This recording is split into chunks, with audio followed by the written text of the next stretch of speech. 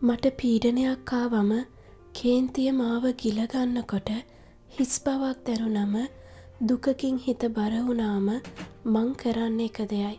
ගැඹුරු හුස්මක් ඉහලා අරන් හරීම මෘදුව පහළ දානවා. මට එකෙන් ලොකු සනීපයක් දැනෙනවා. පීඩාවෙන් ඉඳලා තේරුමක් නෑ කියලා දැනිලා තියෙනවා. කේන්තියෙන් හානි වෙන්නේ අන් අයට නෙවෙයි මටමයි කියලා තේරුම් අරන් තියෙනවා.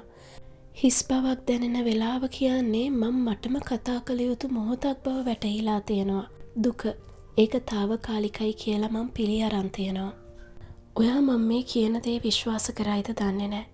ගැඹුරු හුස්මක් ඉහළ අරන් පහළ දැම්මම ඒ තප්පර ගානට සැනසීම එක්ක නොදුටු පැති පේන්න ගන්නවා. සමහර දෙයට ප්‍රතිචාර දක්වන්න ඕනේද නැද්ද කියන අස්තීර තැන ඉන්නකොට ගැඹුරු හුස්මක් අරන් පහළ දාද්දී ස්ථීරවම අනවශ්‍යයි කියන සැනසීම වැඩි පිළිතුර මට ලැබිලා තියෙනවා.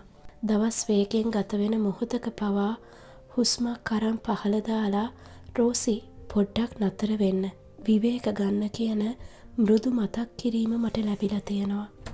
මට දැනිලා තියෙනවා ඕනම අසීරු අවස්ථාවක ගැඹුරු හුස්මක් අරන් ඒ හුස්ම පහළ දාද්දී ඒ අසීරු මොහොතේ බර සැහැල්ලු වෙනවා කියලා. ඒක මට තෙරපි එකක් වගේ. ගැඹුරු හුස්මක් අරන් පිට කරන එක මට දැනෙන්නේ මම මගේ හිත සංසුන් කරගන්න මටම ඉඩ දෙනවා වගේ. මං ඔයා එක්ක ඉන්නවා. සැකයක් තියාගන්න නැතුව හිත සංසුන් කරගන්න වගේ මං මටම කරුණාවන්ත වෙන බවක් මට දැනෙනවා.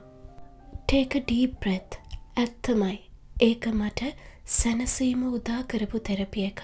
ගොඩක් ස්තුතියි මාව අහන් හිටියටයි බලන් හිටියටයි.